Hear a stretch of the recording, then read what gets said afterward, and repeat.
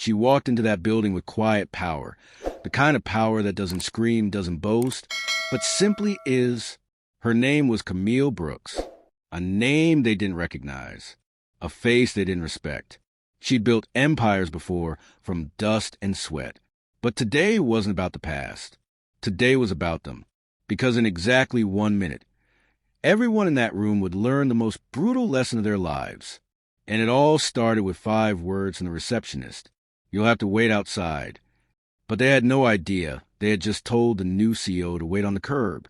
Before we get into the story of karma, power, and consequences, ask yourself this. How many times have you misjudged someone just by the way they look? Stick around, because by the end, you just might think twice before ever doing it again. Now, let's begin. Camille adjusted her coat, her heels clicking softly against the marble lobby floor. It was early, too early for the board members to suspect anything. She kept her hiring quiet, at her own request. She wanted to see the company from their perspective, unfiltered, unmasked. She approached the front desk, where a thin, sharp-eyed receptionist sat, chewing gum and scrolling through her phone. "Good morning," Camille said politely, offering a gentle smile.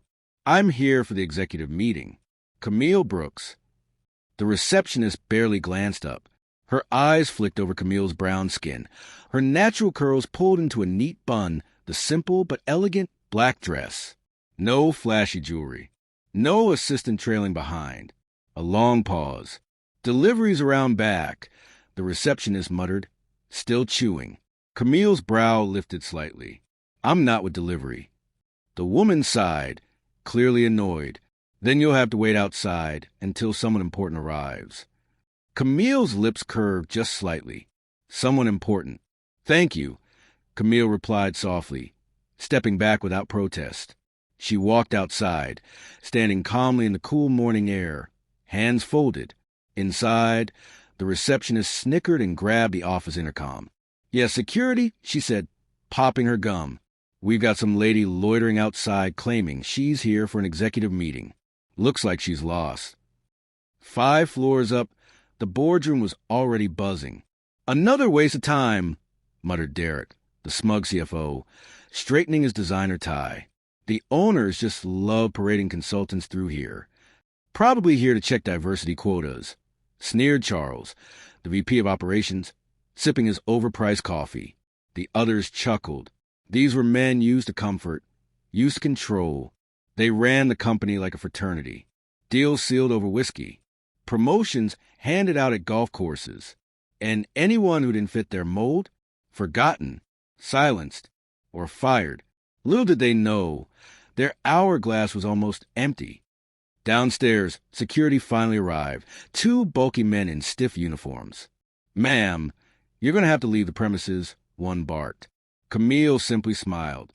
"Please tell your board of directors," she said calmly, pulling a sleek leather folder from her bag, "that Camille Brooks is here." She handed them a card. Their faces paled instantly. "Wait here," one stammered, racing back inside. Moments later, the elevator dinged on the 5th floor. The head of security rushed into the boardroom, breathless. "Yes, sir, we have a situation downstairs. Ms. Camille Brooks, she's a new CEO." Silence. The color drained from Derek's face. Charles nearly choked on his coffee. "And no, that's impossible," Derek stammered, grabbing the hiring dossier from his desk. But there it was. Her name, her face. They had been so confident she wouldn't last. She wasn't their kind of leader. She didn't fit.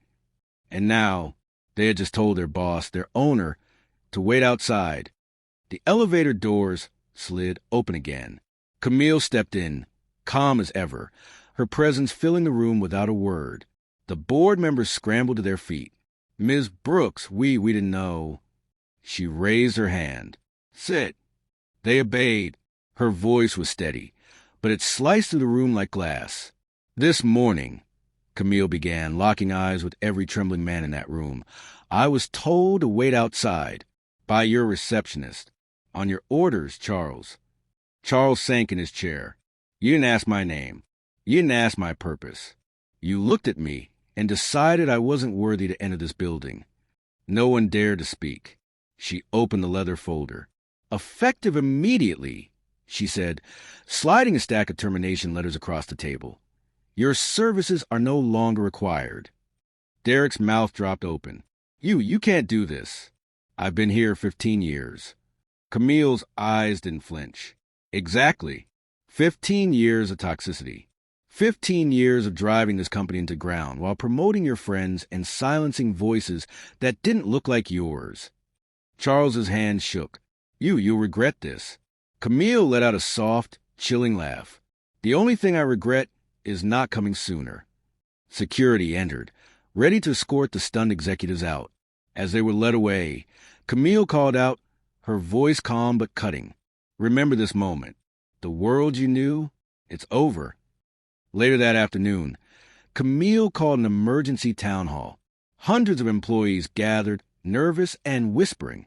She stood before them, not on a pedestal, not behind a podium, but among them. "I know many of you feared today would bring another puppet leader," Camille began. "But I'm here to say this: no more favoritism. No more closed doors." Her voice grew stronger. "No more judging people by their skin, their gender, or where they came from. From this moment on, everyone here rises on merit." The room erupted in applause. Some even cried. As Camille looked out at the faces, hopeful, relieved, she smiled. The storm had passed, but its lessons would never be forgotten. How many opportunities have we missed because we judged too quickly? Think about it, and next time look deeper. If this story moved you, don't forget to like, subscribe, and turn on notifications for more powerful true stories.